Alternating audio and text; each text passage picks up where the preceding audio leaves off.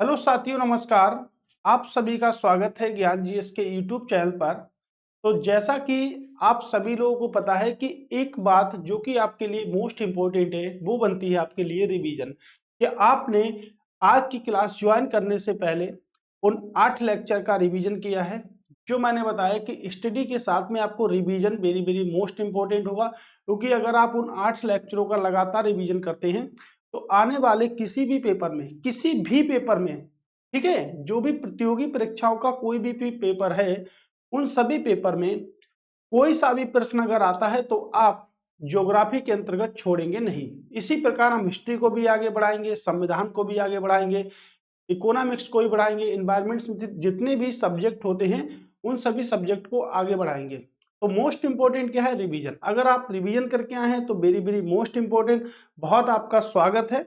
लेकिन अगर आप रिवीजन करके नहीं आए हैं तो अगर ये क्लास कंप्लीट करना चाहते हैं तो इस क्लास को पढ़ लीजिएगा। उसके बाद 9 लेक्चर का दोबारा से जब आप 10वीं क्लास में आए तो रिवीजन करके आए, ठीक है। या जिस प्रकार से आपने शेड्यूल को तैयार कर रखा है कि कितने चैप्टर का रिवीजन करना है पहली क्लास से पढ़ने से, उस प्रकार आप चैप्टर का रिवीजन जरूर करें।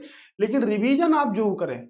अगर आप रिवीजन करते हैं तो रिवीजन एज ए होमवर्क, हमने आपको बताया था कि जो हाई स्कूल इंटर तक जो हमको मिलता था वो होमवर्क कहलाता था, लेकिन अब जो हमें मिलता है वो क्या कहलाता है? हमारा रिवीजन कहलाता है। क्या कहलाता है? अब वो रिवीजन आपका कहलाता है, ठीक है। तो चलते हैं और देखते हैं कैसे कैसे प्रश्न हमारे फिर से बनेंगे, क्योंकि ये प्रश्न आपके लिए वेरी वेरी मोस्ट इंपोर्टेंट है। लगातार श्रृंखला पर जो आप लोग कमेंट्स कर रहे हैं, जो लाइक है, बेहतरीन करते हैं, ठीक है।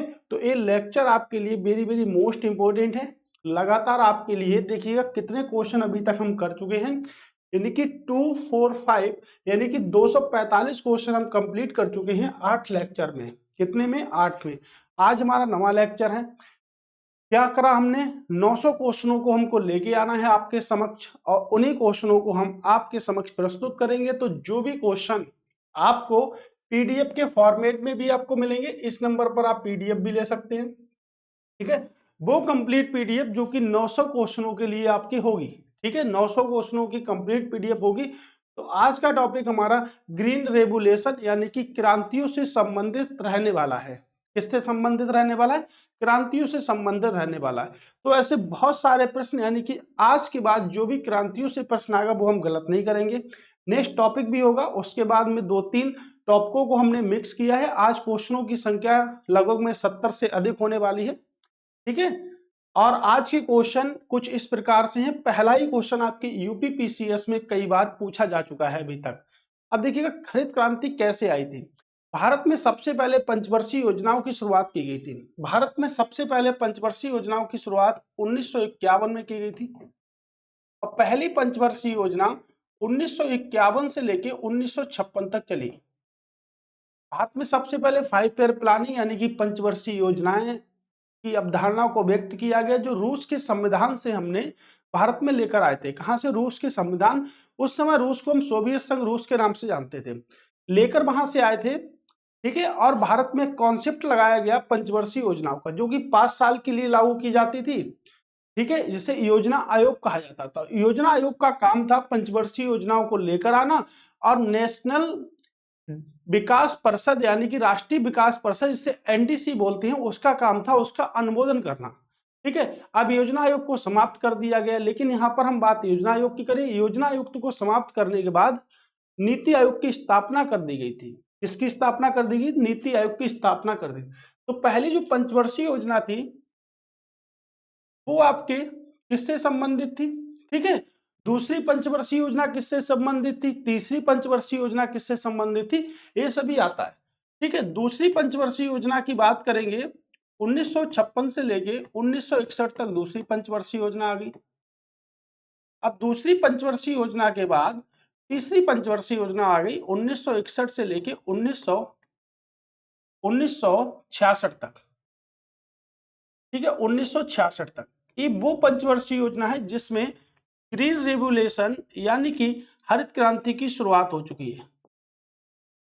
ग्रीन रेवोल्यूशन यानी कि अगर मैं बात करूं हरित क्रांति की शुरुआत की गई। तो किस पंचवर्षीय योजना में हरित क्रांति की शुरुआत की गई? सबसे पहला प्रश्न तो हमारा यही बनता है कि किस पंचवर्षीय योजना में हरित क्रांति की शुरुआत की गई? तीसरी पंचवर्षीय योजना में पूरी तरह से हरित क्रांति की शुरुआत कर दी गई। यानी कि जो हरित क्रांति की जो शुरुआत की गई थी वो 1961 से लेकर 1966 के मध्य की गई थी। ये बात भी याद रखिएगा, ठीक है। इस समय जो टाइम चल रहे थे वो किसके चल रहे थे? प्लानिंग कमीशन यानी कि योजना आयोग का टाइम चल रहा था, ठीक। पंचवर्षीय योजनाओं का कॉन्सेप्ट का टाइम चल रहा था। तो तीसरी पंचवर्षीय योजना में भारत में क्या शुरुआत की गई? भारत में शुरुआत की गई हरित क्रांति की। जब हरित क्रांति की शुरुआत की गई, एक क्रांति की शुरुआत की गई थी, तो क्रांति पर कुछ पॉइंट को व्यक्त किया गया और विलियम गॉड एक ऐसे व्यक्ति थे, विलियम गॉड एक ऐसे व्यक्ति थे जिन्होंने एक शब्द दिया था जिसका नाम रखा था, क्रांति आई थी जिसका नाम रखा था हरित क्रांति। क्या रखा था? हरित क्रांति। फिर हरित क्रांति का शब्द तो इन व्यक्ति ने प्रयोग कर दिया, शब्द इन्होंने दे दिया, लेकिन शब्द देने के बाद कहीं ना कहीं जनक भी रहे होंगे। जनक कौन था? नॉर्मन बोरलॉन्ग को जनक कहते थे। नॉर्मन बोरलॉन्ग को क्या कहते थे? जनक कहते थे। और नॉर्मन बोरलॉन्ग को विश्व में हरित क्रांति का जनक कहा जाता है।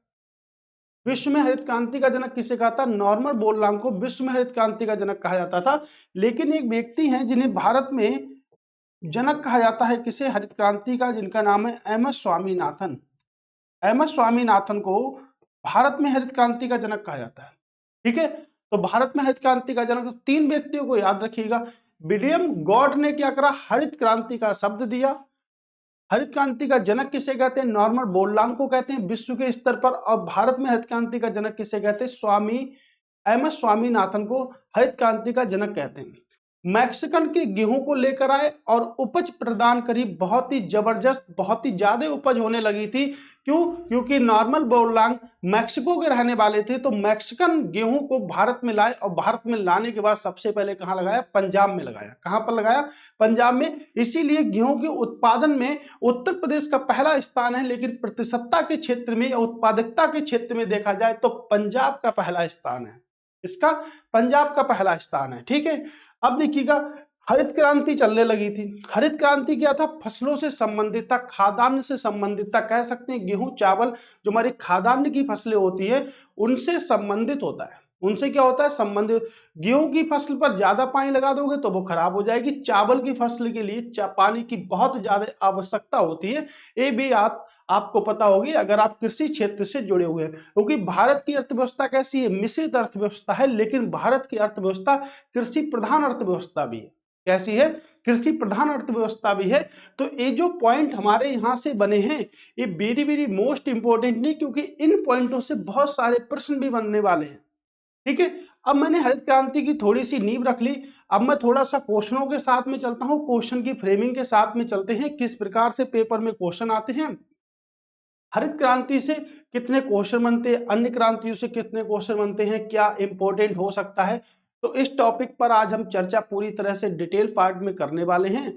चलिए अब देखिएगा, कथन देखिएगा, स्टेटमेंट देखिएगा कि हरित क्रांति यानी कि ग्रीन रेवोल्यूशन के परिणाम स्वरूप भारत में खाद्य उत्पादन में वृद्धि हुई है। अभी मैंने आपको क्या समझाया कि नॉर्मन बोरलॉन्ग मैक्सिकन के गेहूं लेकर आए और बढ़िया सी बेहतरीन उपज हुई। क्या हुई? बेहतरीन उपज हुई। और पंजाब में उत्पादकता व प्रतिशतता का क्षेत्र देखा, लेकिन उत्तर प्रदेश में सबसे ज्यादा गेहूं का उत्पादन होता है, राइट। अब हरित क्रांति के परिणाम स्वरूप भारत में खाद्यान्न उत्पादन में वृद्धि हुई, तो बिल्कुल वृद्धि हुई खाद्यान्न के उत्पादन में, ठीक है। अब देखिएगा, अब इसका कथन भी देखिएगा, कथन भी देखिएगा, भारत में हरित क्रांति के कारण क्षेत्रीय विषमताएं हैं। भारत में हरित क्रांति के कारण क्षेत्रीय विषमताएं हैं। तो क्षेत्रीय विषमताएं जो होंगी वो कहां पर होंगी? तो क्षेत्रीय विषमताएं वहीं पर होंगी जहां पर गेहूं का उत्पादन होगा, जैसे पंजाब हो गया, उत्तर प्रदेश हो गया। तो क्या क्षेत्रीय विषमताएं हैं? तो क्या क्षेत्रीय विषमताएं हैं? ए आर दोनों सही है, आर ए का स्पष्टीकरण है। ए और आर दोनों सही है, परंतु ए आर का स्पष्टीकरण नहीं करता है। ए सही है परंतु आर गलत है, ए गलत है परंतु आर सही है। ए तो आपको रट ही चुका होगा, तो ऑप्शन पढ़ने की जरूरत नहीं है, पहले क्वेश्चन में मैंने आपको पढ़ दिए। तो भाई दोनों के दोनों तो सही हैं, लेकिन इसका जो राइट आंसर होगा वो कुछ इस प्रकार का होने वाला है, यानी कि राइट आंसर क्या होगा, बी।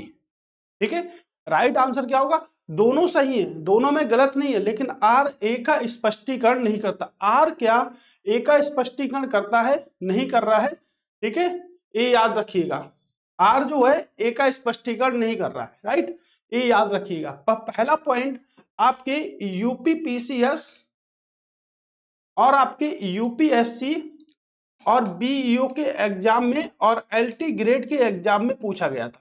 ठीक है, 4 पेपर में पूछा गया प्रश्न है, तो इस प्रश्न को बिल्कुल भी इग्नोर नहीं करना है। ठीक है, कैसा लगा आपको पहला प्रश्न, कैसे लगा आपका डिटेल सोल्यूशन, आप बताइएगा जरूर। ठीक है, तो चलते हैं नेक्स्ट प्रश्न पर। अगला प्रश्न हमसे क्या कहता है, तो अगले प्रश्न पर भी हम बात करेंगे। हरित क्रांति के संदर्भ में निम्नलिखित कथनों पर कौन सा कथन सत्य है, तो कौन सा कथन भाई सत्य है। ठीक है, देखिएगा, हरित क्रांति शब्द विलियम गॉड के द्वारा गढ़ा गया। अभी तो मैंने आपको बताया हरित क्रांति का शब्द किसने दिया, विलियम गॉड ने दिया। नॉर्मन बोरलॉग को हरित क्रांति का जनक कहा जाता है। नॉर्मन बोरलॉग को विश्व स्तर पर हरित क्रांति का जनक कहा जाता है, बात भी सही है। इन्हें शांति के क्षेत्र में नोबेल पुरस्कार से सम्मानित किया गया। देखिएगा, किससे संबंधित है, कृषि से संबंधित है। 1970 में इन्हें शांति के क्षेत्र में नोबेल पुरस्कार से सम्मानित किया गया। एक क्वेश्चन अभी कुछ साल पहले यूपीपीसीएस में पूछा गया था, जब उसमें एक प्रश्न पूछा गया था कि नॉर्मन बोरलॉग को किस क्षेत्र में नोबेल पुरस्कार से सम्मानित किया गया, तो उसमें एक ऑप्शन था कृषि। लेकिन आपको बता दें कि एग्रीकल्चर के क्षेत्र में आपको नोबेल पुरस्कार प्रदान नहीं किया था। नोबेल पुरस्कार 6 क्षेत्रों में प्रदान किया जाता है। सबसे पहले आपको फिजिक्स में प्रदान किया जाता है। ठीक है, फिर आपको डॉक्टरेट की डिग्री यानी कि चिकित्सा की डिग्री में प्रदान किया जाता है। और अगर बात करेंगे, ठीक है, लिटरेचर के पीस यानी कि शांति में, इकोनॉमिक्स में और केमिस्ट्री में प्रदान किया जाता है, यानी कि 6 क्षेत्रों में प्रदान किया जाता है। रसायन के क्षेत्र में प्रदान किया जाता है। ठीक है, इन 6 क्षेत्रों में आपके नोबेल दिया जाता है। तो कृषि में तो दिया नहीं जाता, तो इन्हें शांति में नोबेल मिला था। इसको मिला था, शांति में नोबेल मिला था, मैक्सिको के रहने वाले थे। एमएस रंधावा को भारत में हरित क्रांति का जनक कहा जाता है। अब देखिएगा, एमएस रंधावा को भारत में हरित क्रांति का क्या जनक कहा जाता है, नहीं भाई, भारत में हरित क्रांति का जनक किसे कहा जाता है, एमएस स्वामीनाथन को। एमएस स्वामीनाथन को भारत में हरित क्रांति का जनक कहा जाता है, एमएस स्वामीनाथन। तो पहला सही है और दूसरा सही है, तो भाई पहला सही है और दूसरा सही है, यानी कि ऑप्शन नंबर बी राइट है। ठीक है, आपको मैंने पहली क्वेश्चन में ये बातें बताई थी और उसी प्रकार से नया क्वेश्चन भी हमको यहां से मिल गया। ठीक है, चलते हैं नेक्स्ट प्रश्न पर। भारत में हरित क्रांति के संदर्भ में H/B क्या है, तो H/B है क्या, यानी कि उच्च उत्पादकता, है ना, वैरायटीज। ओके, तो H का मतलब क्या हुआ यहां पर, हाई। ठीक है, H का मतलब क्या हुआ यहां पर, हाई। नेक्स्ट क्वेश्चन, बढ़िया क्वेश्चन, पेपर यूपीएससी में पूछा गया प्रश्न है 249। भारत में हरित क्रांति के संदर्भ में कौन से कथन सही नहीं है। मैंने आपको एक बात हमेशा समझाई है, क्या समझाई है मैंने आपको बात, मैंने आपको हमेशा ये बात समझाई है कि सबसे पहले क्वेश्चन पर ध्यान दीजिएगा, लिखा आखिर क्या, सही नहीं है पूछ रहा है या सही है पूछ रहा है। ठीक है, तो ये बात हमेशा आप याद रखिएगा, पहली बात तो ये है। ठीक है, कंफर्म है ये बात कि पहले पूछा है क्या, सही नहीं है। इसने सरकार को भंडारण के लिए पर्याप्त मात्रा में खाद्यान्नों की खरीद करने में सक्षम बनाया है। तो भाई खाद्यान्नों से तो संबंधित है ना, ग्रीन रेवोल्यूशन किससे संबंधित है, खाद्यान्नों से। और खाद्यान्नों में कौन, गेहूं बनता है और आपका चावल बनता है, बनते तो बहुत सारे हैं लेकिन ये प्रमुख फसलें हैं और इन्हीं लिए हम कहते हैं खाद्यान्न। ठीक है, भंडारण कर रहा है, क्षमता को समक्ष बना रहा है, ये तो भाई ठीक है। इसमें अधिक उपज देने वाले HYV कीट प्रतिरोधी बीजों का उपयोग किया गया था। पहले चरण में अधिक उपज देने वाले बीजों का प्रयोग पंजाब, आंध्र प्रदेश, तमिलनाडु जैसे अधिक समृद्ध राज्यों तक ही सीमित था। औपनिवेशिक काल में कृषि गतिरोध हरित क्रांति के स्थायी रूप से समाप्त हो गया। बिल्कुल, ये देखिएगा, औपनिवेशिक काल में कृषि गतिरोध हरित क्रांति से स्थायी रूप से समाप्त हो गया था। तो बिल्कुल समाप्त हो गया था, ये तो कथन ठीक है। पहले चरण में अधिक उपज देने वाले बीजों का प्रयोग पंजाब, मैंने आपको बताया था, आंध्र प्रदेश, तमिलनाडु जैसे अधिक समृद्ध राज्यों तक ही सीमित था। ये भी ठीक है, ये वाला गलत है, यानी कि गलत कौन सा है? बी वाला। ठीक है, इसमें अधिक उपज देने वाले HYV कीट प्रतिरोधी बीजों का उपयोग किया गया था। नहीं भाई, गलत है, कीट प्रतिरोधी बीजों का उपयोग नहीं किया गया था। ठीक है, यानी कि ऑप्शन कौन सा सही है? ऑप्शन आपका बी। भारत में हरित क्रांति की शुरुआत कब हुई? भारत में हरित क्रांति की शुरुआत आखिर हुई कब? ठीक है, मैंने आपको बताया था पंचवर्षीय योजना 1961 से लेके 1966 तक भारत में हरित क्रांति की शुरुआत की गई थी। 61 से लेके 66 तक, इसमें सब ऑप्शन इसी में है। अगर दशक पूछे तो 1960 से लेके 1970 के दशक में शुरू की गई थी। कब शुरू की गई थी? 1970 के दशक में। अगर इस प्रकार से प्रश्न पूछे कि किस में शुरू की गई, तो इस प्रकार के प्रश्न में 1965 से 1968 के मध्य शुरू की गई। क्या ए वाला ही सही है? तो भाई यही वाला सही माना जाता है। जब पेपर में पूछा गया था तो यही वाला सही माना गया था। ठीक है, 1965 से लेके 1968 के मध्य शुरू की गई थी। ठीक है, किस पंचवर्षीय योजना में शुरू की गई थी? Third 5 year planning, 5 yearly planning. ठीक है, याद रखिएगा, 5 ईयरली प्लानिंग। Okay, right. चलते हैं नेक्स्ट प्रश्न पर। निम्नलिखित का मिलान कीजिए, कौन सी क्रांति किससे संबंधित है? ये प्रश्न कई बार पेपर में पूछे जाते हैं, तो आप लोग हो सकता है इन्हें सिंपल तरीके से बना दें। यानी कि नीली क्रांति की बात करेंगे तो आपको पता है कि मत्स्य विकास से संबंधित है। अब देखिएगा, अगर नीली क्रांति में पता है तो फर्स्ट का सेकंड वाला होगा।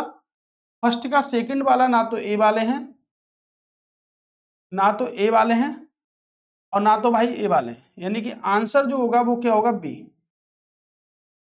आंसर जो होगा वो क्या होगा? बी। बी राइट आंसर है। ठीक है, याद रखिए, बी क्या है? राइट आंसर है।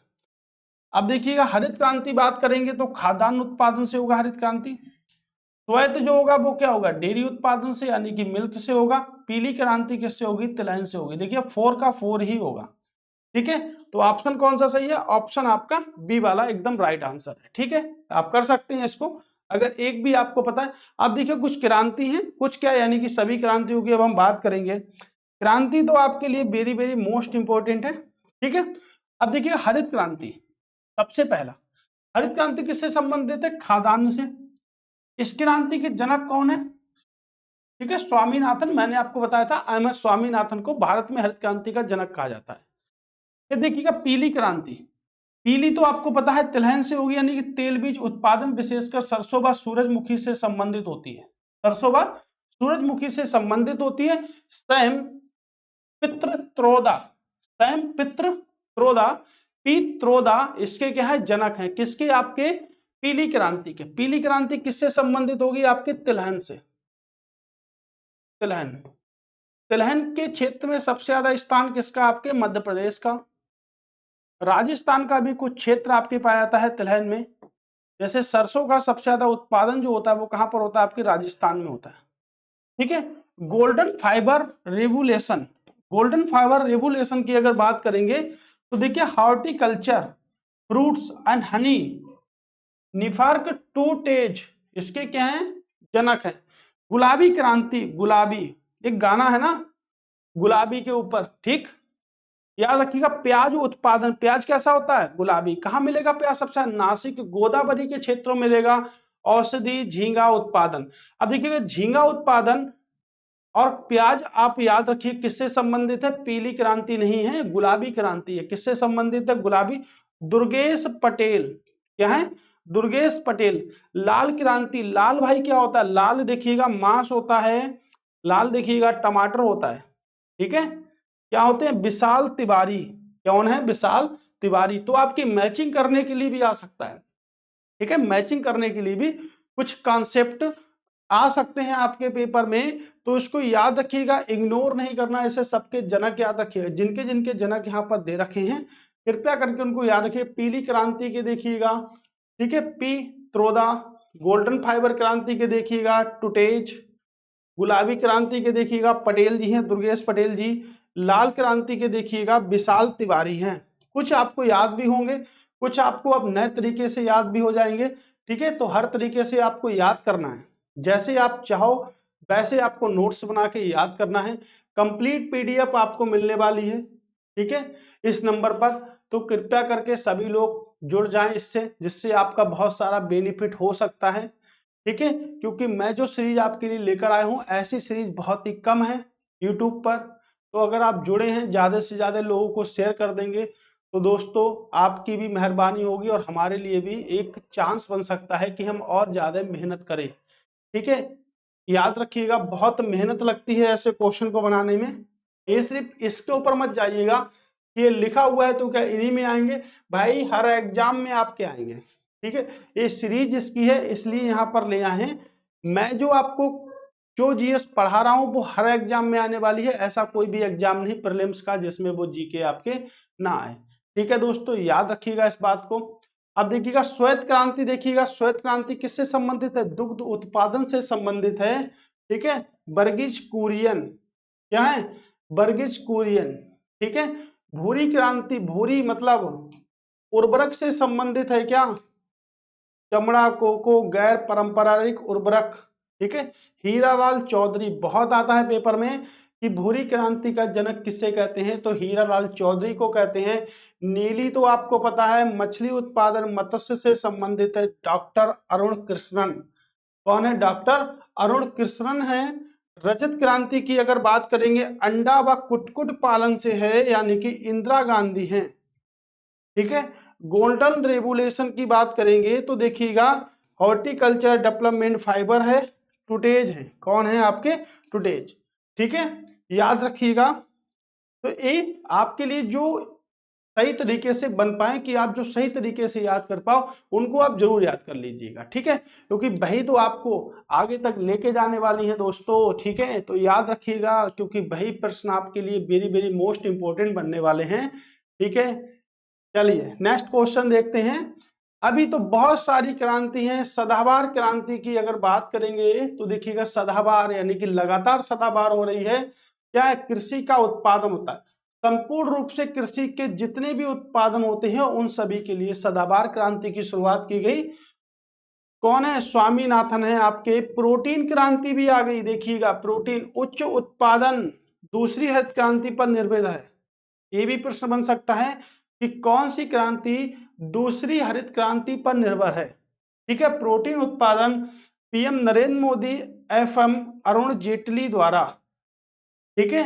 रजत फाइबर क्रांति वेरी वेरी मोस्ट इंपोर्टेंट, कपास कहाँ की खेती में मिलेगा? काली मृदा में मिलेगा कपास।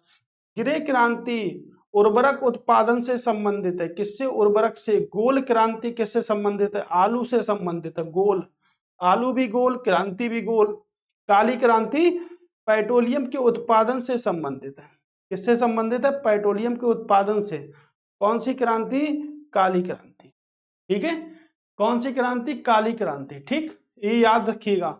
तो ये रजत फाइबर क्रांति बहुत इंपॉर्टेंट है, कपास से, ग्रे उर्वरक से, गोल्ड आपके आलू भी है, काली आपके पेट्रोलियम भी है, ठीक है। मैचिंग करने के लिए आपके कहीं भी कहीं से भी कॉन्सेप्ट बन के आ सकता है, इस बात को बिल्कुल याद रखिएगा, ठीक है। चलते हैं नेक्स्ट प्रश्न पर। अगला प्रश्न आपसे क्या कहता है कि भाई झूम क्या है? एक झूम आता है जिससे आदमी झूम जाता है, ठीक है। बहुत सारे राज्यों में झूम आता है, अल्कोहल होती है जिसका नाम दे रखा है झूम। तो झूम से आदमी झूम जाता है। यहाँ पर पूछा है कि झूम से क्या है? तुम्हारी जमीन बसेगी या मेरी जिंदगी बसेगी, हमारा जीवन यापन होगा। तो झूम एक प्रकार की क्या है? नदी का नाम है? नहीं है भाई, नदी का नाम नहीं है। एक प्रकार का लोकगीत है? नहीं है। एक प्रकार की जनजाति है? नहीं। जिंदगी बस रही है तो एक प्रकार की कृषि है, क्या है? झूम एक प्रकार की कृषि है जो कि वनों में की जाती है। कहां पर की जाती है? वनों में की जाती है। मैंने आपको बताया था अंतर्राष्ट्रीय वन दिवस कब बनाते हैं? 21 मार्च को अंतर्राष्ट्रीय वन दिवस बनाते हैं। और मैंने आपको बताया था वन अनुसंधान संस्थान कहां पर है? तो वन अनुसंधान संस्थान आपके कहां पर है? वन अनुसंधान संस्थान कहां है आपके? देहरादून में। वन अनुसंधान संस्थान कहां है आपके? देहरादून में। कहां पर है आपके? देहरादून में। ठीक है, ये भी याद रखिए, कृषि का एक रूप है। क्या है? कृषि का एक रूप है। निम्नलिखित में से कौन सा कथन सही नहीं है? निम्नलिखित में से कौन सा कथन है जो सही नहीं है? ठीक है, अहमदाबाद को भारत के मानचेस्टर के रूप में जाना जाता है। मानचेस्टर का मतलब क्या होता है? मैनचेस्टर या मानचेस्टर का मतलब क्या होता है? जहां पर सूती बस टेक्सटाइल होता है। ठीक है, अहमदाबाद को कहते हैं, बिल्कुल कहते हैं। भारत में पहली कपास मिल 1854 में स्थापित हुई, बिल्कुल। कपास की फसल को भारत में रबी की फसल के रूप में उगाया जाता है। कॉटन कॉरपोरेशन ऑफ इंडिया कपास में के व्यापार, खरीद और निर्यात से जुड़े कार्य में संलग्न है, बिल्कुल जुड़ा हुआ है। कपास की फसल को रबी की फसल के रूप में उगाया जाता है। भाई, कपास की फसल या तो नकदी फसल है या खरीफ की फसल के रूप में उगाया जाता है। खरीफ फसल के रूप में उगाया जाता है, या तो हम कह सकते हैं कैसी फसल है? नकदी फसल है। किस मृदा की आवश्यकता होती है कपास को उगाने के लिए? तो कपास को उगाने के लिए काली मृदा की आवश्यकता होती है। मृदा दिवस 5 दिसंबर को बनाते हैं। और काली मृदा सबसे ज्यादा कहाँ मिलेगी आपको? महाराष्ट्र में मिलेगी। कहां पर मिलेगी? गुजरात में मिलेगी। और भारत में सबसे ज्यादा जो मृदा पाई जाती है उसे हम कहते हैं जलोढ़ मृदा। मैं आपको टॉपिक पढ़ा चुका हूं, भारत में सबसे ज्यादा पाई जाने वाली जो मृदा है उसे जलोढ़ मृदा कहते हैं। दूसरी जो सबसे ज्यादा मात्रा में पाई जाने वाली मृदा है उसे काली मृदा या काली मिट्टी कहते हैं। ठीक है, याद रखिएगा दोस्तों इस बात को। ठीक है, क्योंकि यही कॉन्सेप्ट आपके बढ़ा चुका हूं मैंने आपको revision, very very most important. कपास की फसल के संदर्भ में विचार कीजिए। तो भाई कपास की फसल के संदर्भ में विचार कीजिए। हाल ही में दुनिया भर के कपास उत्पादक देशों ने पहली बार विश्व कपास दिवस को बनाया है। देखिए, हाल ही में दुनिया भर के कपास उत्पादक देशों ने पहली बार विश्व कपास दिवस बनाया है। तो भाई विश्व कपास दिवस सिर्फ विश्व व्यापार संगठन के द्वारा बनाया गया था। विश्व व्यापार संगठन, यानी कि विश्व व्यापार संगठन में जितने देश हैं उन सभी ने कपास बनाया। कब बनाया गया? 7 अक्टूबर को। कब बनाया था? कॉटन दिवस, कपास दिवस मनाते हैं।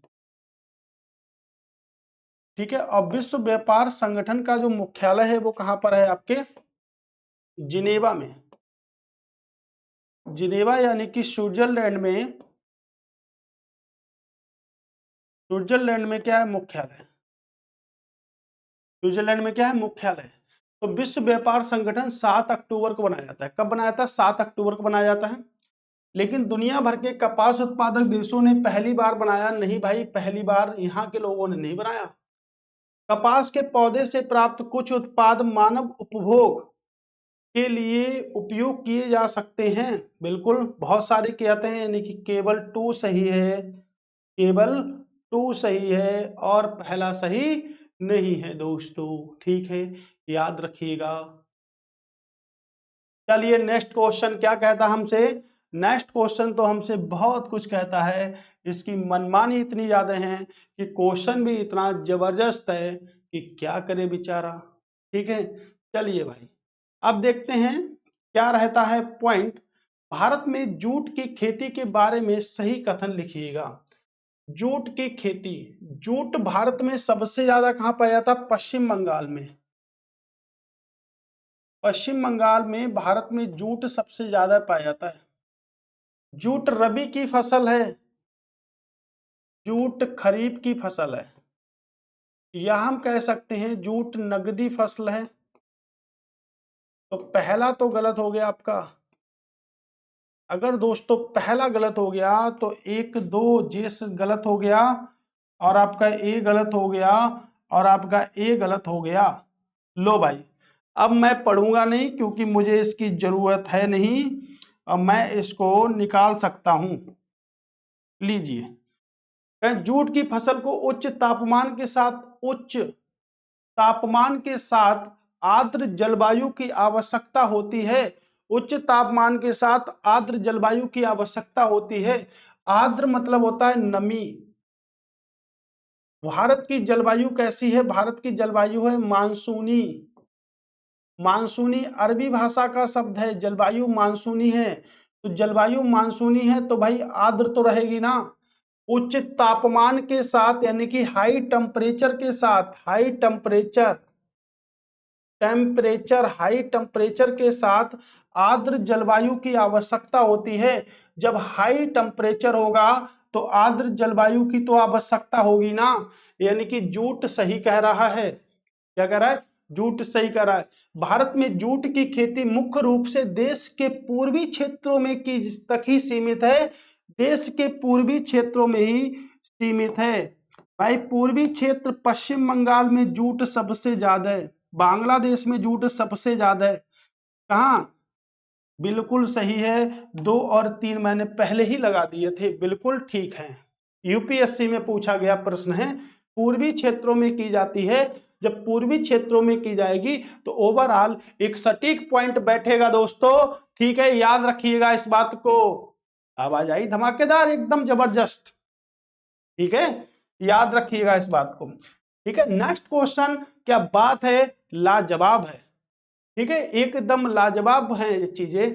देखिएगा, फसल का मौसम है, रबी की फसल, समय अवधि भी है, काटने वाली अवधि भी है। बहुत सारी बार प्रश्न पूछा जाता है कि भाई बताइएगा कि कौन सी फसल कब काटी जाती है, कब बोई जाती है, कब काटी जाती है, कब बोई जाती है, कौन कौन सी फसल कौन कौन से राज्यों में होती है।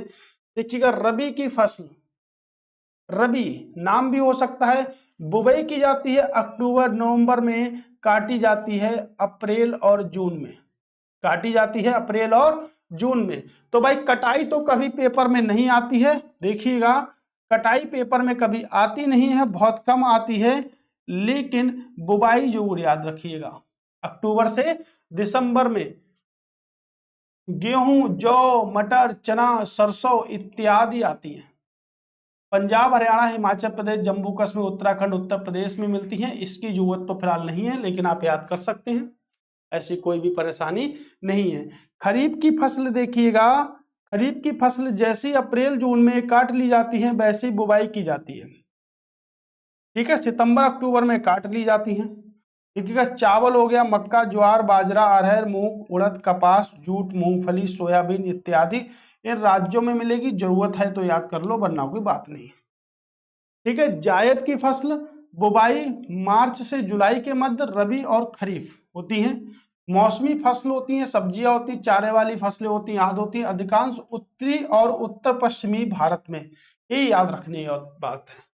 ठीक है, उत्तर पश्चिमी भारत में, उत्तरी व उत्तर पश्चिमी भारत में की जाती है। तो भाई इसमें कॉन्सेप्ट क्या है? इसमें कॉन्सेप्ट ए है, इसमें कॉन्सेप्ट ए है। देखिएगा, ज्यादा फसलें हैं, कम फसलें हैं, अक्टूबर दिसंबर में बुवाई, जून जुलाई में बुवाई। ठीक, इसमें कॉन्सेप्ट दोस्तों यही बन रहा है, यही से सबसे ज्यादा प्रश्न आते हैं। मैंने इसके लिए प्रश्न नहीं बनाया कि कौन सी फसल रबी की है, कौन सी फसल खरीफ की है। आप लोग यहीं से याद कर लीजिएगा, जिससे आप लोगों को जो पॉइंट यहां से बन पाए वो पॉइंट यहीं से आपको बन जाए पूरी तरीके से। ठीक है, तो याद रखिएगा, मेहनत करिएगा, जितनी ज्यादा मेहनत करेंगे उतना ज्यादा आप इस पर स्थायी तरीके से बैठ पाएंगे। ज्योग्राफी में ये सब कुछ आपको पढ़ने को मिल रहा है एक ही प्लेटफॉर्म पर। ठीक है, एक बात आती है कि डेली क्लास नहीं हो पा रही है। मैं मानता हूं जिस क्षेत्र में हम रहते हैं उसमें लाइट की भी प्रॉब्लम रहती है। ठीक है, आप लोग इतना सपोर्ट नहीं कर रहे हैं कि मैं लाइट लगवा लूं, इसलिए मैं जो आपके लिए एफर्ट कर रहा हूं वो अपने खुद की तरफ से कर रहा हूं। बहुत मेहनत कर रहा हूं इस चीज पे, अच्छे अच्छे क्वेश्चन लेके आता हूं कि आपकी जल्द से जल्द नौकरी लग जाए। ठीक है, तो जिस एरिया में हम रहते हैं उसमें लाइट की प्रॉब्लम भी रहती है। ठीक है, और इतना सारा लाइट का इंतजाम अभी मैं कर नहीं सकता हूं, ठीक है। तो अगर आप लोग सपोर्ट करेंगे तो दोस्तों बिल्कुल करूंगा, और ऐसे फिलहाल जितना हो सकता है उतनी क्लासें आपके लिए, ऐसा नहीं है डेली भी क्लासें मैंने चलाई हैं, लेकिन अभी नहीं चल पा रही हैं, लेकिन अब मुझे लगता है आज से पूरी तरीके से चलने वाली है। लेकिन आप अगर सहयोग करेंगे बहुत ज्यादा, तो मैं आपके लिए हिस्ट्री भी इसी प्रकार से लाने वाला हूं बहुत ही जल्द, ठीक है। और मैंने पहले सोचा था कि लूसेंट की बुक को क्यों ना चैप्टर वाइज स्टार्ट कर दिया जाए, तो हो सकता है इसके साथ में मैं लूसेंट की बुक को पर डे के बेस पर चैप्टर वाइज उसको स्टार्ट करने वाला हूं। तो हिस्ट्री फिर मैं उसी में लेकर आऊंगा, और यहां पर ज्योग्राफी समाप्त होने के बाद में इसी की बर्ड ज्योग्राफी को लेकर आऊंगा, ठीक है। तो आज हमारे प्रश्नों की संख्या बहुत ज्यादा हो चुकी है अभी तक, ठीक है। अभी तक देखिए 256 प्रश्न हम कंप्लीट कर चुके हैं, 900 प्रश्न 1000 प्रश्न हमने कंप्लीट करने का वादा किया आप लोगों से, अब बिल्कुल करेंगे। अब हमने प्रश्नों की श्रृंखला जो हमारी 30-30 की चल रही थी उसको बढ़ाकर हम 60 तक की ले आए हैं। किसी किसी वीडियो में 100-100 भी क्वेश्चन हम करेंगे, जिससे जल्द से जल्द हम कम क्लासों में 900 क्वेश्चन कंप्लीट कर सकें। आज के आपके बहुत सारे प्रश्न है, तो बने रहिएगा। भारत में चाय बोर्ड के संदर्भ में निम्नलिखित कथनों पर विचार कीजिए। देखिएगा ऐसे क्वेश्चन आपको कहीं भी कोई भी नहीं कराने वाला है दोस्तों, बाकी आपकी इच्छा है, आप हमसे पढ़ना चाहते हैं, आप कहां से पढ़ना चाहते हैं, ये तो आपके ऊपर ही निर्भर करेगा। चाहे एक संविधिक निकाय है, ठीक है। देखिएगा भारतीय संविधान में कुछ निकाय बनाए गए हैं, जैसे संवैधानिक निकाय, गैर संवैधानिक निकाय और संविधिक निकाय, ठीक है। अब जैसे गैर संवैधानिक निकाय, आपके संवैधानिक निकाय क्या होता है, जिसकी चर्चा संविधान में की गई है। गैर संवैधानिक जिसकी चर्चा संविधान में नहीं की गई है। संवैधानिक निकाय जिसे किसी अधिनियम के द्वारा स्थापित किया गया है। तो चाय बोर्ड को किसी अधिनियम के द्वारा ही स्थापित किया गया था, 1953 के अधिनियम के द्वारा स्थापित किया गया था, इसलिए संवैधानिक निकाय है, बिल्कुल ठीक है। एक कृषि व किसान कल्याण मंत्रालय के संलग्न नियामक है, ठीक है, इस बात को याद रखिएगा। चाय बोर्ड का प्रधान कार्यालय बेंगलुरु में है। चाय बोर्ड का प्रधान कार्यालय कहां पर है, आपके कोलकाता में है। कहां पर है, आपके कोलकाता में। इस बोर्ड को दुबई तथा मॉस्को से विदेश स्थित कार्यालय हैं, यानी कि इस बोर्ड के दुबई और मॉस्को में विदेश स्थित कार्यालय हैं। कृषि व किसान मंत्रालय के अंतर्गत आती है, नहीं भाई, वाणिज्य मंत्रालय के अंतर्गत आती है। किसके अंतर्गत आती है, वाणिज्य मंत्रालय के अंतर्गत आती है, वाणिज्य मंत्रालय के अंतर्गत आती है। तो देखिएगा पहला सही है, चौथा वाला सही है, ए गलत है, ए गलत है, नहीं कि 1 और 4 सही है, और 1 और 4 जरूर होगा जब सही है तो। Option number D, option number D इसका राइट आंसर है, ठीक है दोस्तों, ठीक है। चलते हैं नेक्स्ट क्वेश्चन। देखिएगा अगर चाय की बात करें, चलिए इस प्रश्न पर चाय की बात कर लेते हैं। निम्नलिखित राज्यों पर विचार कीजिए कि उपयुक्त में से कितने सामान्यतः चाय उत्पादक राज्यों के रूप में जाने जाते हैं। तो कितने राज्य ऐसे हैं जो चाय उत्पादक के रूप में जाने जाते हैं, ठीक है। देखिएगा हर टाइप का प्रश्न है, ऐसा कोई टाइप नहीं है जिस टाइप का प्रश्न आपके पेपर में आए और आपसे बने ना। मुझे उम्मीद है कि जो 1000 प्रश्नों की जो श्रृंखला है वो आपके लिए एक ऐसी साबित होने वाली है कि मुझसे ज्यादा उम्मीद आप कर चुके होंगे अगर आप डेली बेस पर क्लास पर रहते हैं। मतलब जितनी भी क्लासें हमारी हो चुकी हैं, अगर आप कंप्लीट क्लास को देखेंगे तो मैं उम्मीद इस बात की कर सकता हूं कि जो भी आपके पॉइंट यहां पर बन रहे हैं, जो भी आपके क्लासों के जो भी प्रश्न आपके बन रहे हैं, वो आपके लिए वेरी वेरी मोस्ट इंपोर्टेंट, क्योंकि हर टाइप का प्रश्न है। इस प्रश्न पर इतना ज्यादा क्राइटेरिया बना दिया है कि इसमें जिसमें सबसे ज्यादा उत्पादन होने वाला जो मामला है कि सबसे ज्यादा चाय का उत्पादन कहाँ होता है, सबसे ज्यादा चाय का उत्पादन जो होता है वो असम में होता है। कहां पर होता है, असम में सबसे ज्यादा चाय का उत्पादन होता है। और कॉफी का कहां पर होता है, कर्नाटक में होता है। तो अब जो असम जो है उसमें क्या होता है, 52%, यानी कि पूरे विश्व का 52% जो भाग होता है वो सिर्फ असम में होता है। लेकिन इस प्रश्न को इतना अच्छी तरीके से बना दिया गया है कि इस प्रश्न में असम को गायब ही कर दिया है, ठीक है। असम को गायब ही कर दिया है। तो आपको एक बात तो पता चलेगी कि इन प्रश्नों को बनाने के लिए कितनी मेहनत लगती है। ये सब वही प्रश्न है जो बहुत सारे पेपरों में पूछे गए हैं दोस्तों। तो ज्यादा से ज्यादा वीडियो को शेयर करिएगा। देखिएगा, मैं कहता नहीं हूं, मैं बातें बिल्कुल भी नहीं करता हूं। इस बात के बहुत एसएमएस आते हैं कि मैं बातें बिल्कुल भी नहीं करता हूं, सिर्फ वही बात करता हूं जो कि मेरी क्लासों से संबंधित है, ठीक है। तो इसलिए मैं आपको एक बात बता रहा हूं कि मैं आपसे कह रहा हूं वीडियो लाइक करिए, सब्सक्राइब करिए, तो भाई कर दीजिएगा, आप बिल्कुल भी इग्नोर इस चीज को मत करिएगा, ठीक है। अब देखिएगा, आंध्र प्रदेश है, केरल है, हिमाचल है, त्रिपुरा है, ठीक है। तो आंध्र प्रदेश को इसमें छोड़ देते हैं, यहां पर बिल्कुल भी नहीं पाई जाती है चाय। केरल में ही पाई जाती है, हिमाचल में भी, त्रिपुरा में भी पाई जाती है, क्योंकि ये तीनों राज्य आपके बांग्लादेश वगैरह, असम वगैरह से चलते हैं। और यहां पर अगर मैं बात करूं तो केवल 3 राज्यों में पाई जाती है, ठीक है। इसमें कौन सा राज्य हटा आपके, ठीक है। तो आंध्र प्रदेश हट गया, आंध्र प्रदेश ए से हटा, लेकिन ए से क्या आ गया, असम आ गया। असम में सबसे ज्यादा कहां चाय पाई जाती है, जोरहट में, ठीक है। तो चाय अनुसंधान संस्थान कहां पर है आपके, जोरहट में। चाय अनुसंधान, चाय अनुसंधान संस्थान कहां पर है, तो चाय अनुसंधान संस्थान आपके जोरहट में है, ठीक है। चाय, चाय का निर्यात श्रीलंका में भी किया जाता है, श्रीलंका से।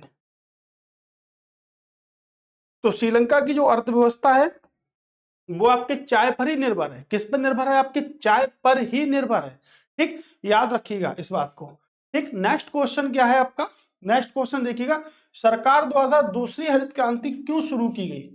सरकार द्वारा दूसरी हरित क्रांति क्यों शुरू की गई, इसका रीजन क्या है, टिकाऊ दृष्टिकोण के साथ कृषि उत्पादन को बढ़ावा देना, अर्थव्यवस्था के निर्यात को बढ़ावा देने के लिए, तृतीय क्षेत्र के योगदान को बढ़ावा देना, स्थायी दृष्टिकोण के साथ औद्योगिक उत्पादन को बढ़ावा देना, ठीक है। बताइएगा क्या होगा दोस्तों। अगर द्वितीय हरित क्रांति की बात करेंगे तो इसका सटीक आंसर पहला वाला है, टिकाऊ दृष्टिकोण के साथ कृषि उत्पादन को बढ़ावा देना। टिकाऊ दृष्टिकोण के साथ कृषि उत्पादन को बढ़ावा देना, ठीक है। टिकाऊ दृष्टिकोण के साथ कृषि उत्पादन को बढ़ावा देना, यही इसका मेन कॉन्सेप्ट भी है, ठीक है। नेक्स्ट क्वेश्चन, सोयाबीन की फसल में वृद्धि के लिए जैव उर्वरक के रूप में प्रयोग होने वाला जीव है। देखिए, बल्लाहनर प्रश्न भी बहुत सारे हैं आपके, ठीक है। सोयाबीन, सोया प्रदेश किसे कहते हैं, सोया प्रदेश कहते हैं मध्य प्रदेश को।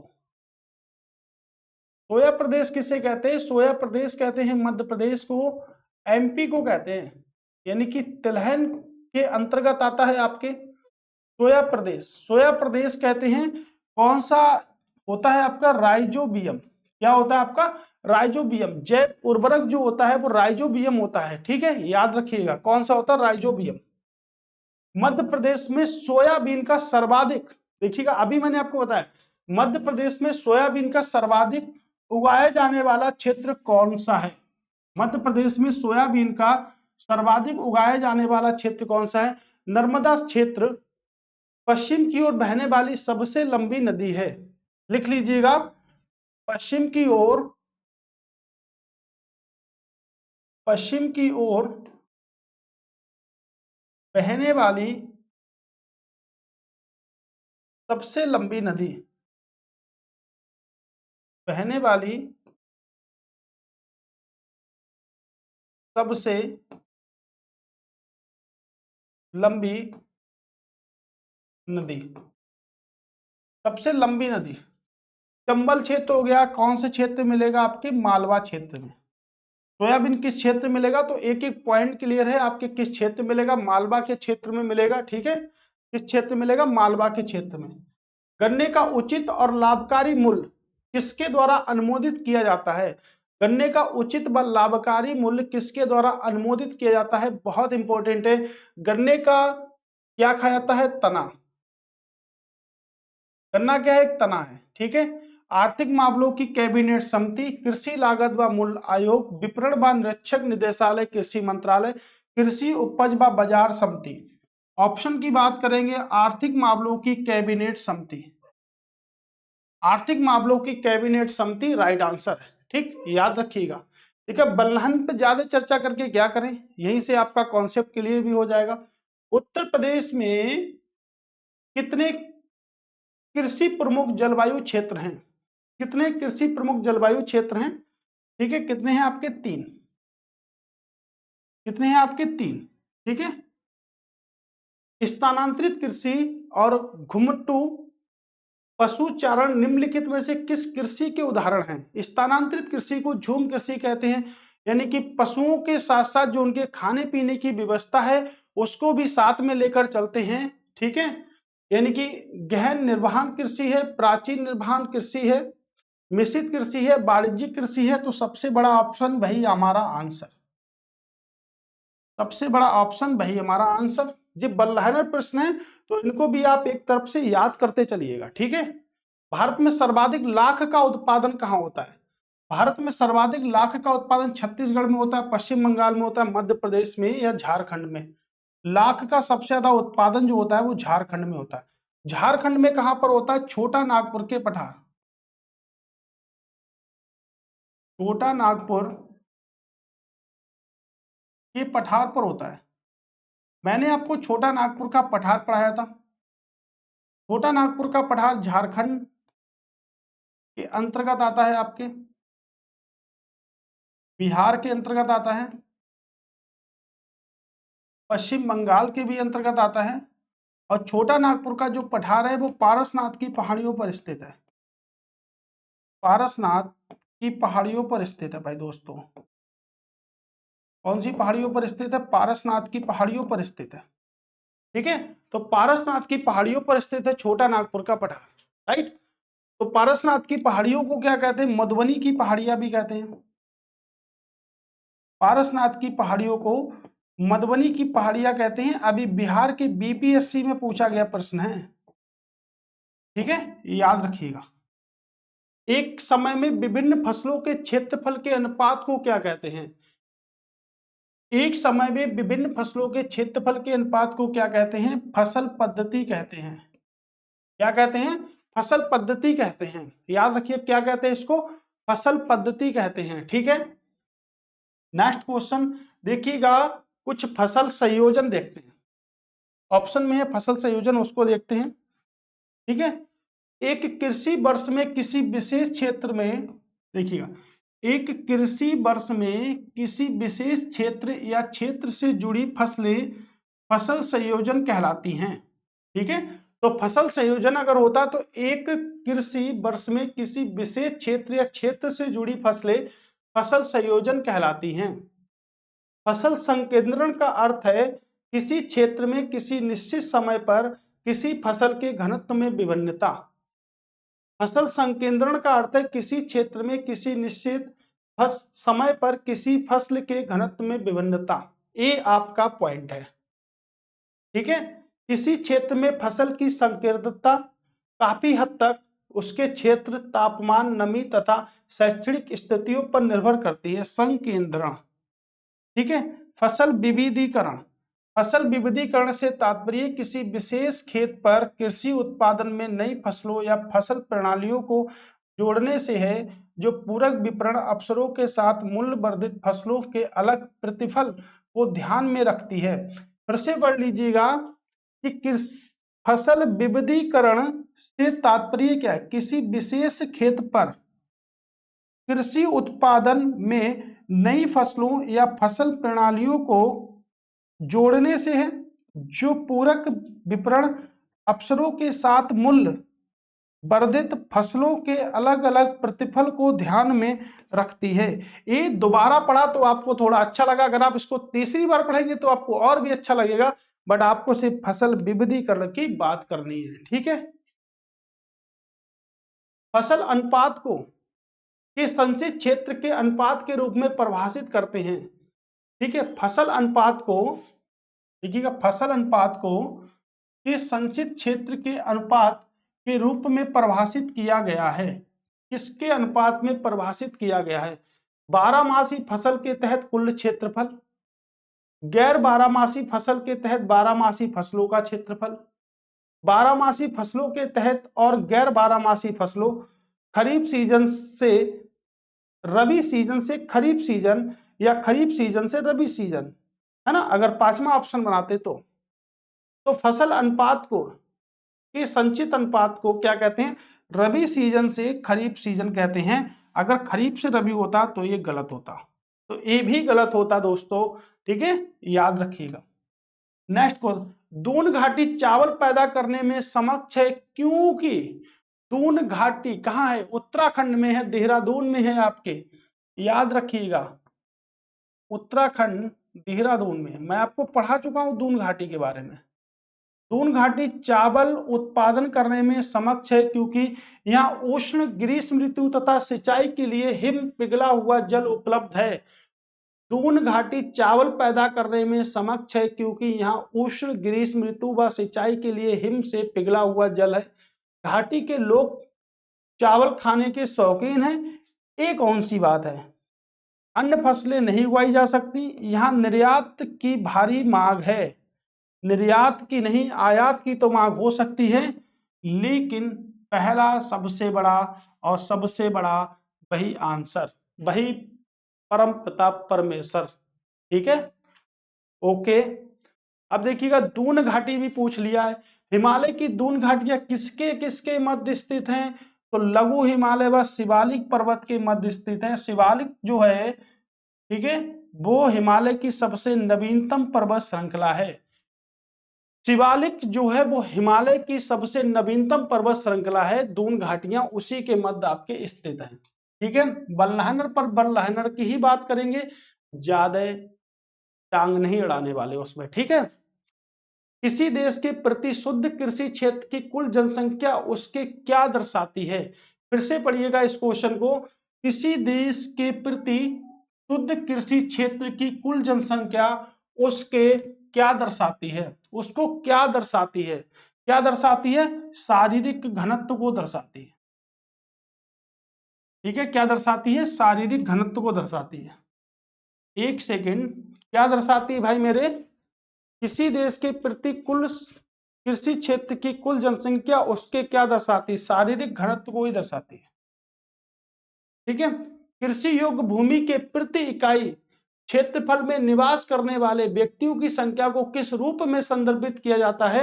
यदि कृषि योग्य भूमि के प्रति इकाई क्षेत्रफल में निवास करने वाले व्यक्तियों की संख्या को किस रूप में संदर्भित किया जाता है, तो किस रूप में संबोधित किया जाता है, भौतिक घनत्व के रूप में, ठीक है, किसके, भौतिक घनत्व के रूप में,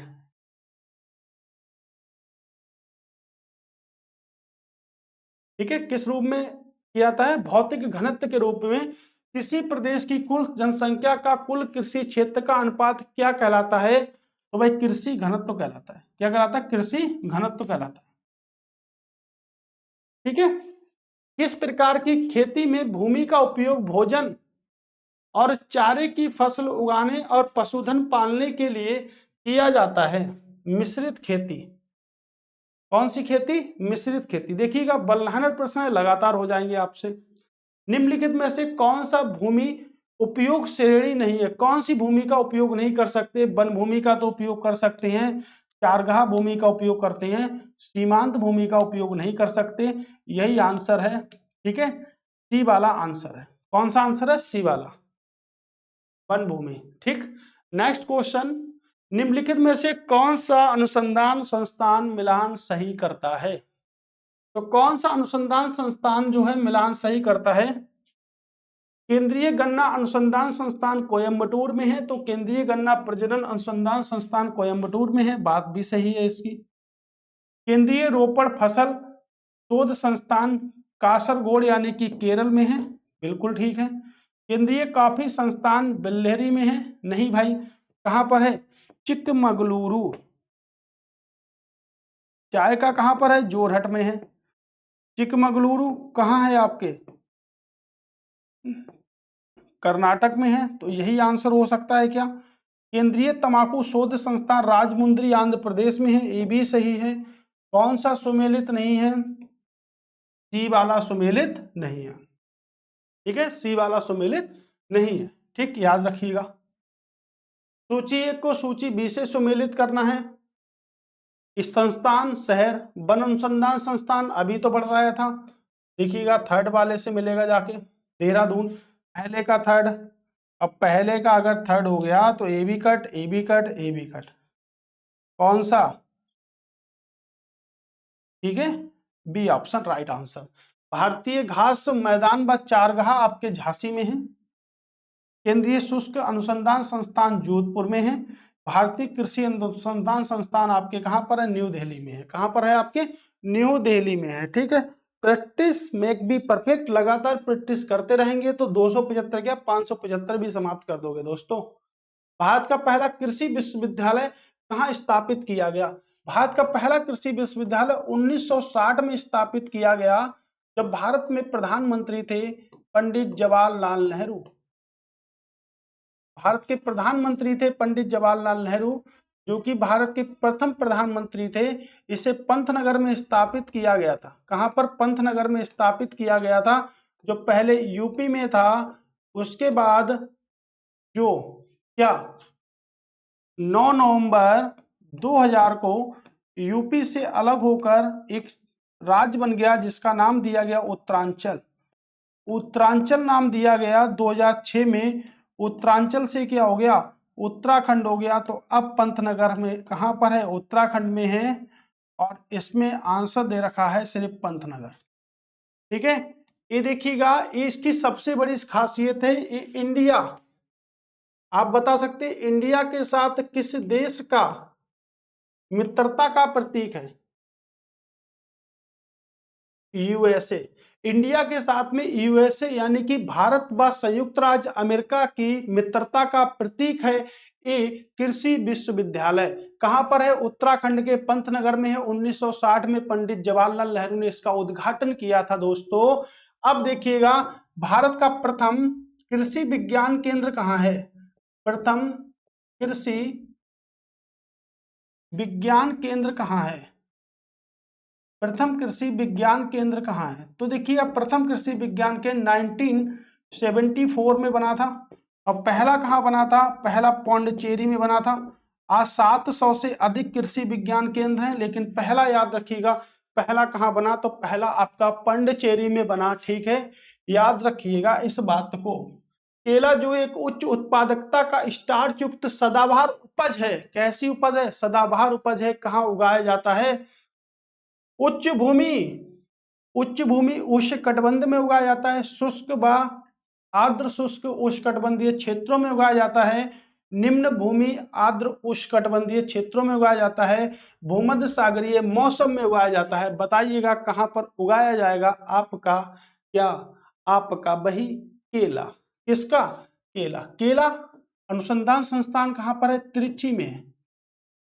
केला अनुसंधान संस्थान कहां पर है? त्रिची में है। ठीक है, याद रखिएगा, उच्च भूमि उष्णकटिबंधीय है।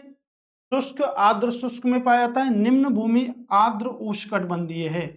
निम्न भूमि होनी चाहिए, बस आर्द्र मतलब नमी के क्षेत्रों में उगता है। नमी, नमी को मापने वाला यंत्र क्या कहलाता है? कैसे मापेंगे नमी? हाइग्रोमीटर से। हाइग्रोमीटर से नमी को मापा जाता है। ठीक है दोस्तों, तो डायरेक्टली बल्नहर याद रखिएगा। सेब जैसी बागवानी की फसलें कहाँ उगाई जाती हैं? तो सेब, सेब उत्पादन के लिए कौन सी घाटी प्रसिद्ध है? कुल्लू घाटी। सेब उत्पादन के लिए प्रसिद्ध है कुल्लू घाटी। तो कुल्लू घाटी कहाँ है? आपके हिमाचल प्रदेश व जम्मू कश्मीर के बॉर्डर पर बनती है। तो सेब का उत्पादन लगभग में 1500 मीटर से 2700 मीटर की ऊंचाई पर किया जाता है। यानी कि 1.5 किलोमीटर से लेकर 1.5 किलोमीटर से लेकर 2.7 किलोमीटर की ऊंचाई पर किया जाता है। तो भाई इतनी ऊंचाई तो आपके पहाड़ों पर ही मिलेगी। तो पूर्वी क्षेत्र है नहीं, मालाबार क्षेत्र है नहीं, पश्चिमी हिमालय क्षेत्रों में पाया जाता है। कहाँ पाया जाता है? आपके पश्चिमी हिमालय क्षेत्रों में सेब का उत्पादन किया जाता है। कहाँ पर? पश्चिमी हिमालय के क्षेत्रों में सेब का उत्पादन किया जाता है।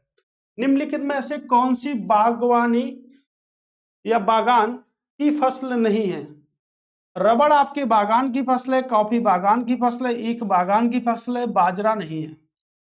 ठीक है, क्या नहीं है? बाजरा नहीं है। देखिएगा कितना शानदार कॉन्सेप्ट से क्वेश्चन बन रहा है। भारत के निम्नलिखित राज्यों में किसमें सबसे अधिक गेहूं का उत्पादन होता है? शुरुआत में बताया था मैंने क्या कहा, पहले पॉइंट से पहली बातों को माइंड में याद रखिएगा और सबके सब क्वेश्चन एकदम लगाते चलिएगा, ठीक है। पंजाब, उत्तर प्रदेश, हरियाणा, बिहार कहां पर है? सबसे ज्यादा उत्पादन करने वाला कौन है? उत्तर प्रदेश है। तो सबसे ज्यादा उत्पादन करने वाला दोस्तों कौन सा है? उत्तर प्रदेश है। वेरी वेरी मोस्ट इंपोर्टेंट प्रश्न है, सबसे ज्यादा उत्पादन करने वाला कौन सा है? उत्तर प्रदेश है। तो अब हमारा अगला प्रश्न देखिएगा क्या आ रहा है, ठीक है, कि सूची ए को सूची बी से सुमेलित करना है आपको, ठीक है। अब देखिए कॉफी बोर्ड की अगर बात करेंगे तो अभी हम पढ़ेंगे कॉफी बोर्ड का मुख्यालय कहाँ पर है। तो सबसे पहले हम देख लेते हैं कि तंबाकू बोर्ड का मुख्यालय कहाँ पर है? गुंटूर में, ठीक है। चाय बोर्ड का मुख्यालय अभी हमने पढ़ा कोलकाता में है। रबड़ बोर्ड के मुख्यालय की अगर बात करेंगे तो देखिएगा फोर का सेकंड वाला होगा, फोर का अगर सेकंड वाला कोई होगा तो भाई हमारा ऑप्शन होगा या तो जे होगा या तो ए वाला होगा। तो देखिएगा तंबाकू का अगर बात करेंगे, चाय की अगर बात करेंगे, थर्ड का फोर वाला होगा। तो थर्ड का फोर वाला आपका ऑप्शन आपका ए है। यानी कि कॉफी की अगर बात करेंगे तो कॉफी का ए वाला होगा और रबड़ का आपका बेंगलुरु वाला होगा, ठीक है। याद रखिएगा, यही आपके लिए मोस्ट इंपोर्टेंट है, ठीक है, याद रखिएगा इस बात पे, ठीक है। कॉफी का क्या होगा? कॉफी का बेंगलोर में होगा, एक सेकंड, ठीक है। कॉफी वाला क्या होगा? यहां पर होगा, ए यहां पर होगा, ठीक है। इसको याद रखिएगा, वेरी वेरी मोस्ट इंपोर्टेंट है दोनों। कह रहे निम्नलिखित में से कौन सा कथन सही है? तो सही कथन के बारे में चर्चा करनी है। कर्नाटक भारत में कॉफी का सबसे बड़ा उत्पादक है। ये तो बात सभी को पता है कि कर्नाटक का जो चिकमगलुरु, कर्नाटक का चिकमगलुरु जिला जो है वो कॉफी का सबसे बड़ा उत्पादक है। अरेबिका कॉफी की एक किस्म है, अरेबिका व रोबस्टा एक किस्म है कॉफी की। ये भी बात ठीक है, ये भी ठीक है, ये भी ठीक है। शुरू में मैक्सिको से लाई गई अरेबिका किस्म का उत्पादन भारत में होता था। नहीं भाई, अरेबिका यहाँ की नहीं थी, कहाँ की थी? यमन की थी। कहां पर है? आपके यमन की है। कहां पर है? आपके यमन की है, ठीक है। तो ये याद रखिएगा, यानी कि तीसरा क्वेश्चन गलत है, पहला दूसरा सही है, पहला और दूसरा सही है, पहला और दूसरा क्या है? एकदम सही है, ठीक है। नेक्स्ट क्वेश्चन पर चलते हैं। हालांकि, ठीक है, कॉफी और चाय दोनों की खेती पहाड़ी ढलानों पर की जाती है, लेकिन इसकी खेती से संबंधित कुछ अंतर है। अब देखिएगा, पहाड़ पर ही खेती की जाती है, पहाड़ पर ही खेती की जाती है, चाहे वो खेती आपकी किसी की भी हो, ठीक है, कॉफी की हो या आपकी चाय की हो, दोनों में से दोनों खेती। लेकिन चाय की खेती जो होती है ढलानों वाले पहाड़ों पर की जाती है, जिससे कि वहां पर पानी का जमाव ना हो। अगर पानी का जमाव हो जाता है तो वो क्या होती है? खराब हो जाती है, ठीक है। अब देखिएगा, कॉफी के पौधों कॉफी के पौधों के लिए उष्णकटिबंधीय क्षेत्रों की गर्म और आर्द्र जलवायु की आवश्यकता होती है। कॉफी के पौधों के लिए उष्णकटिबंधीय क्षेत्रों की गर्म तथा आर्द्र जलवायु की आवश्यकता होती है। उष्णकटिबंधीय क्षेत्रों के लिए आर्द्र जलवायु की आवश्यकता होती है, जबकि जबकि खेती उष्णकटिबंधीय और उपोष्णकटिबंधीय दोनों क्षेत्रों में की जाती है, ठीक है। अधिक कॉफी के पौधों के लिए उष्णकटिबंधीय क्षेत्रों की गर्म व आर्द्र जलवायु की आवश्यकता होती है, जबकि चाय की खेती उष्णकटिबंधीय और उपोष्णकटिबंधीय दोनों क्षेत्रों में की जाती है, दोनों क्षेत्रों में की जाती है। इस बात को याद रखिएगा, ठीक है। तो ये तो पॉइंट आपका सही है। कॉफी का प्रावधान बीजों द्वारा किया जाता है, जबकि चाय का प्रावधान तने की कटिंग द्वारा किया जाता है। ये पॉइंट गलत है, ठीक है। केवल एक सही है। कितना सही है? केवल एक सही है दोस्तों, ठीक है, याद रखिएगा, केवल एक सही है। निम्नलिखित में से किस प्रकार की कृषि को असम में झूम के रूप में जाना जाता है? गहन कृषि, वृक्षारोपण कृषि, निर्वाह कृषि या स्थानांतरित कृषि? स्थानांतरित कृषि को असम में झूम के नाम से जाना जाता है। झूम का पौआ भी आता है ना, आपको पता होगा। उत्तर प्रदेश वालों को झूम पता होगा, है ना। स्थानांतरित कृषि देखिएगा, इंडोनेशिया में लदांग के नाम से जानते हैं, फिलीपींस में कैनन के नाम से जानते हैं, मध्य अमेरिका व मैक्सिको में मिल्पा के नाम से जानते हैं, वियतनाम में मेरे के नाम से जानते हैं, म्यांमार में तगैया के नाम से जानते हैं, थाईलैंड में तमराई के नाम से, श्रीलंका में चेना के नाम से, वेनेजुला में कोनोका के नाम से, ब्राजील में रोका के नाम से, मध्य अमेरिका में मासोले के नाम से जानते हैं। ये बहुत आते हैं मैचिंग करने के लिए भाई दोस्तों, बहुत आते हैं, तो इनको याद रखिएगा, अच्छे से सुनिएगा इनको, ठीक है। स्थानांतरित कृषि की अनिवार्य विशेषता क्या है? फसलों का आवर्तन। क्या है? फसलों का आवर्तन, ठीक है, याद रखिएगा, फसलों का आवर्तन। स्थानांतरित कृषि में सर्वनिष्ठ प्रथा क्या है? आधुनिक मशीनों का उपयोग, बड़े स्तर पर उर्वरकों का उपयोग, जोतने व प्रतिकरण के द्वारा छीड़ भूमि का उपयोग। यही है सबसे बड़ा वही आंसर है ना। ये तो कॉन्सेप्ट चल ही रहा है हमारा।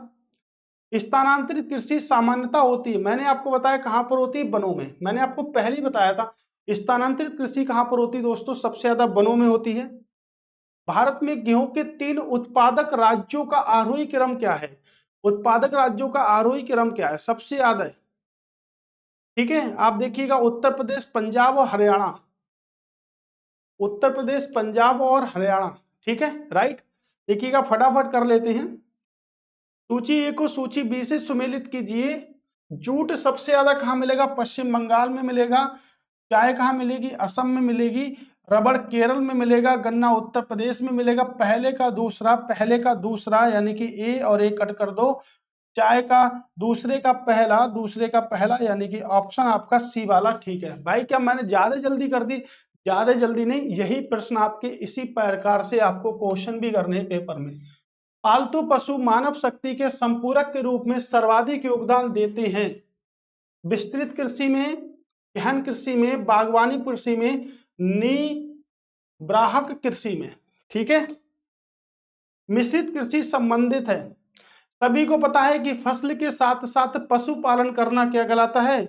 मिश्रित कृषि कहलाता है। ये बातें बताने के लिए नहीं है, ये सिर्फ पोषण आपको दर्शाने के लिए है, ठीक है, याद रखिएगा। कृषि को नहर संचित क्षेत्रों में उल्लेखनीय सफलता मिली है। तो कृषि को, हरित क्रांति को नहर संचित क्षेत्रों में उल्लेखनीय सफलता मिली है। नहर सिंचाई का सबसे सस्ता व सुरक्षित स्रोत होते हैं। तो देखिएगा ए सही है लेकिन कारण स्पष्ट नहीं करता है। दोनों सही है लेकिन कारण स्पष्ट नहीं कर रहा है, ठीक है। कारण स्पष्ट करने के लिए विशेष मुद्दा होना चाहिए था। नेक्स्ट, निम्नलिखित में से कौन सा कथन सही है? सुरमा घाटी में चाय की व्यापक कृषि होती है। सुरमा घाटी कहाँ है? सुरमा घाटी आपके असम में है। तो चाय की व्यापक किस्म तो उगाई जाती है, ये बात भी सही है, ठीक है। दंड करायण में कहवा की कृषि होती है, गलत है। निचले गंगा मैदान में तंबाकू की व्यापक कृषि होती है, गलत है। पश्चिम बंगाल में तंबाकू होती है, नहीं होती है। ए भी गलत, ए भी गलत, ए भी गलत, ए वाला ठीक है। सुरमा घाटी भी देखिएगा, याद रखिए कहां पर है? आपके असम में है। कहां पर है? आपके असम में है सुरमा घाटी, ठीक है। ट्रैक खेती किससे संबंधित है? साग सब्जी से संबंधित है। ट्रैक खेती किससे संबंधित है? साग सब्जी। देखिए सब बलनाहर प्रश्न है अब, ठीक है, फटाफट करते हैं इनको। कृषि क्षमता के माप की तकनीकी का विकास किसने किया था? किसने किया था? एस.एस. भाटिया ने किया था। किसने किया था? एस.एस. भाटिया ने दोस्तों किया था, ठीक है। निम्नलिखित में से कौन सी गतिविधि सूखा प्रभावित क्षेत्रों के अंतर्गत नहीं आती है? सूखा प्रभावित क्षेत्रों के अंतर्गत नहीं आती। सिंचाई संसाधनों का विकास और प्रावधान, ये तो आता है। मृदा आर्द्रता संरक्षण की वानिकी यानी कि वनों से संबंधित, ये भी आती है। फसल प्रतिरूप का पुनर्विन्यास व चारागाह विकास आता है। तो फिर चौथा नहीं आता, बाढ़ नियंत्रण व मृदा अपर्दन, वो तो दूर से ही दिख रहा है इसका, ठीक है। ऐसे प्रश्न आ गए तो कर दोगे। नीचे दिए गए कथनों को एक कथन अभिकथन का बताइए। दो कथन दिए गए हैं, एक का अभिकथन ए और दूसरे का कारण आर कहा गया है। नीचे दिए कूटों का चयन कीजिए। पंजाब, हरियाणा, उत्तर प्रदेश भारत के गेहूं के प्रमुख उत्पादक राज्य हैं, अभी तो पढ़ा है, ठीक है। सुप्रभावित उर्वरक भूमि, बुवाई के समय 10 डिग्री सेंटीग्रेड 15 डिग्री सेंटीग्रेड का तापमान और लगभग 75 डिग्री सेंटीग्रेड वर्षा बेहतर उत्पादन के लिए आवश्यक है। देखिएगा टेम्परेचर 10 से 15 डिग्री का, बिल्कुल ठीक है। वर्षा 75 सेंटीमीटर से बेहतर यानी कि 75 सेंटीमीटर से ऊपर हो जाए, फिर भी कोई प्रॉब्लम नहीं है, यानी कि कारण भी बता रहा है, स्पष्टीकरण भी दे रहा है। ठीक है, ऑप्शन नंबर ए, कारण भी बता रहा है, स्पष्टीकरण भी दे रहा है। नीचे दिए गए कथन है, अब देखिएगा कथन तो भाई पूछा है, शुष्क और अर्ध शुष्क प्रदेशों में बाढ़ चादर एक महत्वपूर्ण भू निर्माणक पराक्रम है। सही है क्या? बिल्कुल ठीक है। शुष्क व आर्द्र प्रदेशों में उच्च तीव्रता के साथ अल्पा अवधि की वर्षा होती है। उच्च तीव्रता के साथ अल्पा अवधि की विशेषता है इसमें, तो ये भी कथन सही है। ठीक है, ये बल्हानर प्रश्न है, इनको अच्छे तरीके से करिएगा। ठीक है, बहुत अच्छे तरीके से करिएगा दोस्तों। नेक्स्ट क्वेश्चन है कि कृषि के विविधीकरण की आधुनिक अवधारणा किससे संबंधित है? ठीक है, अभी तो हमने पढ़ा था विविधीकरण, फसलों की अधिक संख्या, क्या होगा? फसलों की अधिक संख्या। ठीक है, फसलों की अधिक संख्या। नेट बोया गया क्षेत्र, नेट बोया क्षेत्र द्वारा विभाजित सकल बोया गया क्षेत्र क्या कहलाता है? नेट बोया गया क्षेत्र द्वारा विभाजित सकल बोया गया क्षेत्र क्या कहलाता है? सकल बोया गया क्षेत्र क्या कहलाता है? फसल गहनता कहलाती है। क्या कहलाती है? फसल गहनता कहलाती है। भारत में गन्ने की कृषि के बारे में सही कथन देखिएगा। गन्ने की कृषि, इसकी खेती उत्तरी मैदान में विस्तृत रूप से होती है। उत्तरी मैदान में विस्तृत रूप से होती है, बिल्कुल ठीक है, उत्तरी मैदान में विस्तृत रूप से होती है। इसका उत्पादन दक्षिण भारत में अधिकतर होता है। इसका उत्पादन दक्षिण भारत में अधिकतम होता है। इसकी उत्पादकता दक्षिण भारत में अधिकतम है। अब देखिएगा, इसमें देखिएगा दोनों में, इसका उत्पादन दक्षिण भारत में अधिकतम होता है, इसकी उत्पादकता दक्षिण भारत में अधिकतम है। उत्तर भारत में इसकी पेराई वर्ष भर रहती है, उत्तरी भारत में इसकी पेराई वर्ष भर रहती है। गलत है, गलत है। 30 सही है, पहला सही है, 1 और 3 सही है। क्या है? क्या? गन्ना। ठीक है, याद रखिएगा। नेक्स्ट क्वेश्चन, जल भराव की आवश्यकता निम्नलिखित में किस फसल के लिए होती है? शुरुआत में बताया था गेहूं में ज्यादा भरोगे तो बेकार हो जाएगा, चावल में ज्यादा भरना है, चावल मतलब धान। ठीक है, चावल में ज्यादा भरना है। उत्तर भारत के मैदान में वर्षा की मात्रा पूर्व से पश्चिम की ओर घटती है। उत्तर भारत के मैदान में वर्षा की मात्रा पूर्व से पश्चिम की ओर घटती है। क्या? उत्तर भारत में के मैदानों में वर्षा की मात्रा पूरब से पश्चिम की ओर घटती जाती है। तो भाई पूरब से पश्चिम की ओर घटती जाती है। गेहूं बृहत्तम उत्पादक है, कारण क्या है? बृहत्तम उत्पादक है। दोनों सही हैं, लेकिन भाई कारण स्पष्टीकरण का नहीं है। ठीक है, दोनों सही हैं लेकिन कारण स्पष्टीकरण का नहीं है। बिल्कुल याद करिएगा, सब कुछ समझा चुका हूं, एक एक क्वेश्चन समझा चुका हूं, इसलिए थोड़ी सी स्पीड मैंने बढ़ा दी है। ठीक है, निम्नलिखित में से कौन सी फसल भारत की राष्ट्रीय खाद्य सुरक्षा मिशन के तहत सम्मिलित नहीं है? बहुत बार पूछा गया प्रश्न है, इतनी बार कि आप सोच भी नहीं सकते, इतनी बार पूछा गया प्रश्न है। कौन नहीं है? सिर्फ तिलहन नहीं है, ये तीनों फसलें हैं आपके, ये तीनों फसलें हैं, तिलहन नहीं है। तो इसका आंसर क्या होगा? आंसर होगा तिलहन। तिलहन प्रदेश क्या कहलाता? मध्य प्रदेश कहलाता है। निम्नलिखित में से किस फसल में तेल तथा रेशे दोनों पर्याप्त मात्रा में होते हैं? किस फसल में होते हैं? सनाई नहीं, सरसों, जूट, अलसी। तेल भी होता है, रेशे भी होते हैं, तेल भी होता है और रेशे भी होते हैं दोस्तों, याद रखिएगा इस बात को। ठीक है, निम्नलिखित में से कौन सी कृषि भौगोलिक पद्धति फसल विविधीकरण अध्ययन के लिए सही है? क्या है? पर्ण, सुव्यवस्थित, क्षेत्रीय या व्यवहारवादी? ठीक है, कौन सी होगी? क्षेत्रीय। राइट आंसर क्या होगा? क्षेत्रीय। ठीक है, राइट आंसर क्या होगा? क्षेत्रीय। ठीक है, तो आज के क्वेश्चन दोस्तों यही तक थे। और देखिएगा क्वेश्चन बन रहा है ना, बड़े बड़े छोटे छोटे सब प्रकार के क्वेश्चन थे, जो एकदम बेहद इंपॉर्टेंट कॉन्सेप्ट के साथ में थे। आज हमने कंप्लीट कर लिए हैं 9 क्लासों में कितने क्वेश्चन? 306 क्वेश्चन। कल हम 307 क्वेश्चनों के साथ में बात करेंगे। आपके लिए सिर्फ एक ही बात मैं बोलूंगा कि भाई चैनल को सब्सक्राइब कर लें, चैनल को लाइक कर दें, चैनल को कमेंट कर दें, SLC जरूर करें, बिल्कुल भी ना भूलें जुड़े का ज्ञान जीएस के साथ में।